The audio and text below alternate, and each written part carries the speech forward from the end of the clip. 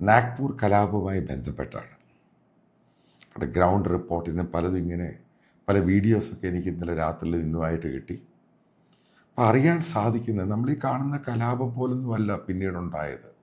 ഇതിൻ്റെ ഇടയ്ക്കുണ്ടായത് 2 ദിവസം. ഇപ്പോഴാണ് ഓരോ കാര്യങ്ങൾ പുറത്ത് വരുന്നത്. അപ്പം ഈ കലാപം തടുക്കുവാൻ വേണ്ടി സെക്യൂരിറ്റിയുടെ ഭാഗമായിട്ട് വനിതാ പോലീസ് ഉദ്യോഗസ്ഥരും ഈ കലാപം നടക്കുന്ന ആ സ്ഥലത്ത് അവരുടെ മുസ്ലിങ്ങൾ താമസിക്കുന്ന ആ കോളനിയിലോട്ട് പോയി. ഏകദേശം 10-20 പേര്. അറിയാമല്ലോ, ഈ വനിതാ പോലീസൊക്കെ വളരെ കുറവായിരിക്കും. പക്ഷേ സ്ത്രീകളും അതിൽ പങ്കെടുക്കുന്നതിൻ്റെ പേരിലാണ് സ്ത്രീകളായിട്ടുള്ള പോലീസ് ഓഫീസേഴ്സും ഉണ്ട്. വെറും കോൺസ്റ്റബിൾ മാത്രമല്ല, സീനിയർ ആയിട്ടുള്ളവരും ജൂനിയർ ആയിട്ടുള്ളവരും ഈ പറയുന്ന പോലീസ് കോൺസ്റ്റബിൾ വനിത ഒരു ഗ്രൂപ്പായിട്ട് 10-20 പേര് നിൽക്കുകയാണ്.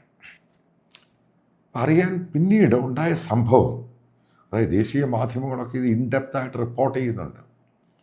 അപ്പോൾ ആരോ ഇവരുടെ മുകളിലോട്ട് പെട്രോൾ ബോംബ് വലിച്ചെറിയുന്നു. പേടിച്ചു, തീ കത്തി, ശബ്ദത്തോട് പൊട്ടി. ഈ സ്ത്രീകളായ പോലീസ് ഒഫീഷ്യൽസ് അടുത്തൊരു വീട്ടിലോട്ട് കയറി. ഇനിയാണ് പ്രശ്നം ഉണ്ടായത്. അപ്പം അവിടെയുള്ള വീട്ടിലോട്ട് കയറി കഴിഞ്ഞപ്പോൾ മുസ്ലിമിൻ്റെ വീട്, അതിനകത്തോട്ട് ഒരു 3-4 സ്ത്രീകൾ കയറിപ്പോയി. അതിനകത്തോട്ട് ഈ കലാപകാരികളെ കൊണ്ട് കയറി ഈ ഓഫീസേഴ്സിൻ്റെ മുഴുവൻ ഡ്രസ്സ് ഊരി, എന്നിട്ടത് വീഡിയോയിലാക്കി മൊബൈലിൽ. അതിഭയങ്കരമായ സെക്ഷൽ അസോൾട്ട് നടന്നു. ലജ്ജിക്കണം നമ്മളിത്. ഇവരുടെ പെരുന്നാൾ നടക്കുന്ന സമയത്താണ് ഇതുണ്ടായത്. മോശം സെക്ഷൽ അസോൾട്ട് നടന്നു ഈ ഓഫീഷ്യൽസിനെതിരെ. അവർ വസ്ത്രമെല്ലാം വലിച്ചു കയറി. കാരണം ഇവർക്ക് പോലീസ് വസ്ത്രം കാണുന്ന വല്ലാത്ത വെറുപ്പാണ്. അവരെ ഉപദ്രവിച്ചു ഭയങ്കരമായിട്ട്. 3ഓളം മനസ്സിലാക്കുക DCPമാർ, അവരുടെ deputy commissioner of police, senior ഓഫീഷ്യൽസാണ്. സീരിയസ് ആയിട്ടാണ് അവർ ഇൻജേർഡ് ആയത്. ഇതും കൂടെ കേട്ട് കഴിഞ്ഞപ്പം ഇപ്പോഴാണ് ഓരോന്ന് പുറത്ത് വരുന്നത്. എന്നിട്ട് ഇവരത് മൊബൈലിൽ ഷൂട്ട് ചെയ്ത് ആൾക്കാരിട്ട് രസിക്കുകയാണ്. നമ്മുടെ ഒരു സിസ്റ്റത്തെ, ഇൻസ്റ്റിറ്റ്യൂഷൻ്റെ കാര്യമായി പറയുന്നത് സ്ത്രീകളായിട്ടുള്ളവർ. ശരിക്കും ഈ ഒരു വിഷയത്തിൽ നാഗ്പൂർ കലാപവുമായി ബന്ധപ്പെട്ടുകൊണ്ട് നമ്മുടെ നാട്ടിലുള്ള പോലീസുകാർ ഇതൊന്ന് കൃത്യമായിട്ട് മനസ്സിലാക്കി വെച്ചോളൂ. കാരണം പ്രത്യേകിച്ച് കേരളത്തിലുള്ളത് PFI എന്ന് പറയുന്ന ഒരു പ്രസ്ഥാനത്തിനെ ഇന്ത്യ മഹാരാജ്യത്ത് നിരോധിച്ചതിന് ശേഷം കേരള പോലീസ് ഇതുപോലെ നാട്ടിൽ വലിയ തരത്തിൽ വർഗീയ കലാപങ്ങളും സംഘർഷങ്ങളും ഉണ്ടാക്കാൻ ശ്രമിക്കുകയും അവരുടേതായിട്ടുള്ള ഒരു ജിഹാദി രാഷ്ട്രം രൂപീകരിക്കാൻ വേണ്ടി പ്രവർത്തിച്ച ഒരു പ്രസ്ഥാനത്തിന്റെ എത്ര പ്രവർത്തകരെ ഇവർക്ക് അറസ്റ്റ് ചെയ്യാൻ സാധിച്ചു? നമ്മുടെ കേരള പോലീസിന് അറസ്റ്റ് ചെയ്യാൻ സാധിച്ചു? ഇല്ല. ഇതുപോലെയുള്ള സ്വഭാവക്കാരായിട്ടുള്ള ആളുകളാണ് നാഗ്പൂരിൽ കലാപം നടത്തിയിരിക്കുന്നത്. എത്രത്തോളം ക്രൂരമായിട്ടുള്ള രീതിയിലാണ് അവർ പോലീസ് വനിതാ കോൺസ്റ്റബിൾമാരടക്കം അല്ലെങ്കിൽ വനിതാ ഓഫീസർമാരടക്കമുള്ള ആളുകൾക്കെതിരെ നടത്തിയിരിക്കുന്നത് എന്നുള്ള കൃത്യമാണ്, വ്യക്തമാണ്. ദേശീയ മാധ്യമങ്ങളടക്കം ഇത് വ്യക്തമായിട്ട് പറയുന്നുണ്ട്. കേരളത്തിലെ മാധ്യമങ്ങൾ ഇത് പുറത്തുവിടുന്നില്ല. കേരളത്തിലെ മാധ്യമങ്ങൾ ഇതിനെപ്പറ്റി ഒരു ചർച്ചയുമില്ല.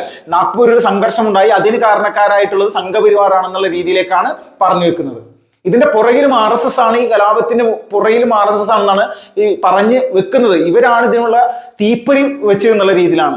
ഇവിടെ അഭിപ്രായ സ്വാതന്ത്ര്യം എന്ന് പറയുന്ന ഒരു സംഭവമുണ്ട്. ഈ രാജ്യത്തുള്ള സാധാരണക്കാരായിട്ടുള്ള ജനങ്ങളെ മുഴുവൻ അടിച്ചമർത്തുകയും കൊലപ്പെടുത്തുകയും മതം മാറ്റുകയും പീഡിപ്പിക്കുകയും ചെയ്തിട്ടുള്ള ഔറംഗസേബ് എന്ന് പറയുന്ന ഒരു ഭീകരവാദി, ഇവനെ ഭീകരവാദി എന്നല്ലാതെ മറ്റൊരു പേര് ചെയ്യാനില്ല. ഈ ഭീകരവാദിയായിട്ടുള്ള ഔറംഗസേബിന്റെ ശവകുടീരം മഹാരാഷ്ട്രയിൽ വേണ്ട എന്നുള്ളത് അവിടുത്തെ ഭൂരിപക്ഷം ദേശീയ ജനതയുടെ ആവശ്യമാണ്.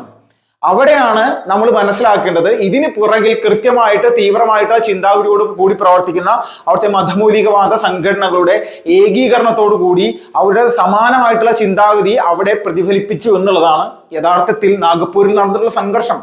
പോലീസിനെ പോലും വേട്ടയാടുന്ന തരത്തിലേക്ക് ഒരു വീടിനകത്തേക്ക് രക്ഷപ്പെടാൻ വേണ്ടി അല്ലെങ്കിൽ പോലീസിന് നേരെ പെട്രോൾ ബോംബ് എറിഞ്ഞിട്ട് അവർ ജീവനും കൊണ്ട് മറ്റൊരു വീട്ടിലേക്ക് കയറിയ സമയത്ത് അതിനകത്തേക്ക് ആണ് ഈ പറയുന്ന കലാപകാരികളായിട്ടുള്ള ആളുകൾ വലിയ രീതിയിൽ മുന്നോട്ട് വന്ന് ആ പോലീസ് ഉദ്യോഗസ്ഥർക്ക് നേരെ വലിയ രീതിയിലുള്ള ഒരു സെക്ഷൽ ഹരാസ്മെന്റ് നടത്തിയിരിക്കുന്നു. ഒരു തരത്തിലും ഇതുപോലെയുള്ള വിഷയങ്ങൾ നമ്മുടെ രാജ്യത്ത് വെച്ച് പൊറപ്പിക്കാൻ പാടില്ലാത്തതാണ്. അതിന് കൃത്യമായിട്ടുള്ള നടപടികൾ അവിടുത്തെ BJP സർക്കാർ എടുക്കും, അല്ലെങ്കിൽ മുന്നോട്ടുള്ള സമയങ്ങളിലും അത് കൃത്യമായിട്ട് പോകുമെന്ന് തന്നെയാണ് നമ്മൾ വിശ്വസിക്കുന്നത്. പക്ഷെ നമ്മൾ എല്ലാവരും ചിന്തിക്കേണ്ട ഒരു കാര്യം, നമ്മുടെ രാജ്യത്തുള്ള നാഗ്പൂർ പോലെയുള്ള പ്രധാനപ്പെട്ട നഗരങ്ങൾ, നാഗ്പൂരിന്റെ ഒരു വികസനം 2014 ശേഷം നമ്മൾ അവിടെ ഒന്ന് പരിശോധിച്ചാൽ, അവിടുത്തെ ഒരു നിലവിലെ റോഡ് സാഹചര്യങ്ങളെല്ലാം പരിശോധിച്ചെങ്കിൽ എത്ര സംവിധാനങ്ങൾ ഈ നാഗ്പൂർ ഉണ്ടാക്കി കൊടുത്തിട്ടുണ്ട്. നമ്മുടെ രാജ്യം മുഴുവൻ വലിയ രീതിയിൽ റോഡ് വികസനം ഉണ്ടാക്കുന്നതിന് മുന്നിൽ നിന്ന് പ്രവർത്തിച്ച കേന്ദ്ര ഗതാഗത വകുപ്പ് മന്ത്രിയായിട്ടുള്ള നിതിൻ ഗഡ്കരി ജയിച്ചു പോരുന്ന ഒരു പാർലമെന്റ് മണ്ഡലം കൂടിയാണ് നാഗ്പൂർ എന്നുള്ളത് നമ്മൾ മനസ്സിലാക്കുക. അപ്പോൾ അദ്ദേഹത്തിന്റെ ഒരു മണ്ഡലത്തിൽ അദ്ദേഹം ഏതെല്ലാം തരത്തിൽ അവിടുത്തെ ജനങ്ങൾക്ക് ശ്രദ്ധേയമാകുന്ന അല്ലെങ്കിൽ ഉപകാരപ്രദമാകുന്ന എന്തെല്ലാം സംവിധാനങ്ങൾ ഉണ്ടാക്കിയെടുത്തിട്ടുണ്ടാവും. അദ്ദേഹം കഴിഞ്ഞ പാർലമെന്റ് ഇലക്ഷന് മുന്നിൽ പറഞ്ഞാണ്, എന്റെ ഫ്ലെക്സ് ബോർഡുകളോ പോസ്റ്ററുകളോ എന്നെ വിജയിപ്പിക്കാൻ വേണ്ടിയിട്ട് ഒരാളും ഒരു പോസ്റ്ററുകൾ പോലും ഇവിടെ ഒട്ടിക്കാനോ വെക്കാനോ പാടില്ല. കാരണം ഞാൻ ഇവിടെ പ്രവർത്തിച്ചത് ജനങ്ങൾക്ക് വേണ്ടിയിട്ടാണ് എന്നുള്ളത് അവർക്ക് ബോധ്യമുണ്ടെങ്കിൽ അവർ എനിക്ക് വോട്ട് ചെയ്താൽ മതി, അല്ലെങ്കിൽ എന്നെ പരാജയപ്പെടുത്തിക്കോളൂ. ഞാൻ ചെയ്ത പ്രവർത്തനങ്ങൾ മോശമാണെങ്കിൽ എന്നെ പരാജയപ്പെടുത്തിക്കോളൂ എന്ന് വരെ പറഞ്ഞിട്ടുള്ള ഒരു നേതാവിന്റെ മണ്ഡലത്തിലാണ് ഇതുപോലുള്ള വിഷയങ്ങൾ നടക്കുന്നത്. എത്രത്തോളം ജനങ്ങൾക്ക് അനുകൂലമായിട്ടുള്ള പ്രവർത്തനം ചെയ്തിട്ടുള്ള വ്യക്തിയായിരിക്കും, അദ്ദേഹത്തിന് ആത്മവിശ്വാസം എന്തായിരിക്കും. അവിടെയാണ് ഇവിടെ ഈ ജിഹാദി ഗ്രൂപ്പുകൾ സംഘടിതമായി വന്നുകൊണ്ട് ഇതുപോലെ കലാപങ്ങൾ നടത്തുന്നത്. വനിതാ കോൺസ്റ്റബിളുടെ വസ്ത്രം പൂർണ്ണമായിട്ടും വലിച്ചൂരി, 10-20ഓളം വനിതാ ഉദ്യോഗസ്ഥരുടെ, പോലീസ് ഉദ്യോഗസ്ഥരുടെ വസ്ത്രം വരെ വലിച്ചൂരി അവരെ പീഡനത്തിന് ഇരയാക്കുന്ന ഒരു സാഹചര്യം എന്ന് പറഞ്ഞു കഴിഞ്ഞാൽ നമ്മൾ ചിന്തിച്ച് നോക്കണം എത്രത്തോളം വികൃതമാണ് ഇവരുടെ മാനസിക. സാധാരണക്കാരായിട്ടുള്ള ആളുകൾ ഇവരുടെ കയ്യിൽ കിട്ടിക്കഴിഞ്ഞാൽ ഇവരെന്താണ് ചെയ്യുക, ഇവരെന്താണ് നാഗ്പൂർ ഉദ്ദേശിച്ചത്? ഇതാണ് യഥാർത്ഥത്തിൽ നമ്മളെല്ലാവരും ഭയപ്പെടേണ്ട ഒരു കാര്യം. നമ്മുടെ നാട്ടിൽ പോലും ഇതുപോലെയുള്ള ഭീകര സ്വഭാവമുള്ള കലാപകാരികൾക്ക് എത്രത്തോളം വലിയ രീതിയിലുള്ള സ്വാധീനമുണ്ട്. നമ്മൾ കണ്ടതല്ലേ വാട്സപ്പ് ഹർത്താൽ അടക്കമുള്ള സംഭവങ്ങൾ. ഏത് തരത്തിലാണ് ആ സമയത്ത് നമ്മുടെ നാട്ടിലുള്ള ഇതുപോലെയുള്ള ആളുകൾ ഇവിടെ പ്രവർത്തിച്ചത്, ആർക്കെതിരെയാണ് പ്രവർത്തിച്ചത്? അപ്പൊ ഇങ്ങനെയുള്ള സാഹചര്യങ്ങൾ സൃഷ്ടിക്കുന്ന നമ്മുടെ നാട്ടിൽ പ്രവർത്തിക്കുന്ന ജിഹാദി ഗ്രൂപ്പുകളെ നിലക്ക് നിർത്തേണ്ട പോലീസുകാർ പോലും കേരളത്തിൽ ഒരു നടപടിയും ഈ സംവിധാനത്തിനെതിരെ എടുക്കുന്നില്ല. സംസ്ഥാന സർക്കാരിന്റെ നിർദ്ദേശവും മറ്റുള്ള സംഭവങ്ങളൊക്കെ ശരിയായിരിക്കാം, അവരുടെ പ്രഷർ ഉണ്ടാവാം, അവർക്ക് ഇവരുമായിട്ട് വലിയ രീതിയിലുള്ള വോട്ട് വർദ്ധിപ്പിക്കുന്നതിനും നിലനിർത്തുന്നതിനായിട്ടുള്ള ബന്ധങ്ങളൊക്കെ ഉണ്ടാവാം. പക്ഷെ ഒരു ധാർമ്മികമായിട്ടുള്ള ചില കാര്യങ്ങളുണ്ട്. ആ കാര്യങ്ങൾ വിട്ടുപോകുന്ന സ്ഥലത്തിലേക്ക് പോലീസ് ഉദ്യോഗസ്ഥന്മാർ പോലും പ്രവർത്തിക്കുന്നുണ്ടെങ്കിൽ നാഗപ്പൂർ അങ്ങനെ സംഭവിക്കാമെങ്കിൽ നമ്മുടെ കൊച്ചു കേരളത്തിലൊക്കെ ഈ ജിഹാദി ഗ്രൂപ്പുകൾക്ക് വലിയ സ്വാധീനമുള്ള പ്രദേശത്ത് ഏത് രീതിയിൽ അവർ നമ്മളോട് പെരുമാറും, എങ്ങനെയായിരിക്കാം പെരുമാറി വരിക, ഏതെല്ലാം തരത്തിലേക്ക് നമ്മുടെ സമൂഹത്തെ അവർ നശിപ്പിക്കാൻ വേണ്ടി ശ്രമിക്കും. അപ്പോൾ ഈ ഗ്രൂപ്പുകളെയാണ് നമ്മൾ നിലക്ക് നിർത്തേണ്ടത്. രാജ്യത്ത് നാഗ്പൂർ മാത്രമല്ല, പ്രധാനപ്പെട്ട എല്ലാ സിറ്റികളിലും, അഹമ്മദാബാദ് ആയിക്കോട്ടെ, ബാംഗ്ലൂർ ആയിക്കോട്ടെ, ചെന്നൈ ആയിക്കോട്ടെ, ജയ്പൂർ ആയിക്കോട്ടെ, ഇൻഡോർ ആയിക്കോട്ടെ, എവിടെയാണെങ്കിലും ഇതേ സാഹചര്യം, മുംബൈയിലടക്കമുള്ള സ്ഥലങ്ങളിൽ ഇങ്ങനെയുള്ള സാഹചര്യങ്ങൾ സൃഷ്ടിച്ചെടുക്കാൻ സുഡാപ്പി ഭീകരന്മാർ തയ്യാറാണ്, അവർ തയ്യാറായിട്ടിരിക്കുന്നുണ്ട്. ഇത് തന്നെയാണ് ദില്ലിയിൽ പാർലമെന്റിൽ പൗരത്വ ഭേദഗതി ബില്ല് പാസ്സാക്കിയ സമയത്തടക്കം അവരവിടെ പ്രവർത്തിച്ച് കാണിച്ചത്. ഇതാണ്.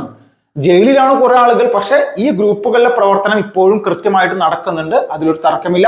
ഇവർ ചെയ്ത ക്രൂരമായിട്ടുള്ള കൃത്യമാണ് മാത്യു സാമുൽ സാർ ഇവിടെ നമ്മുടെ മുന്നിൽ അവതരിപ്പിച്ചിരിക്കുന്നത്.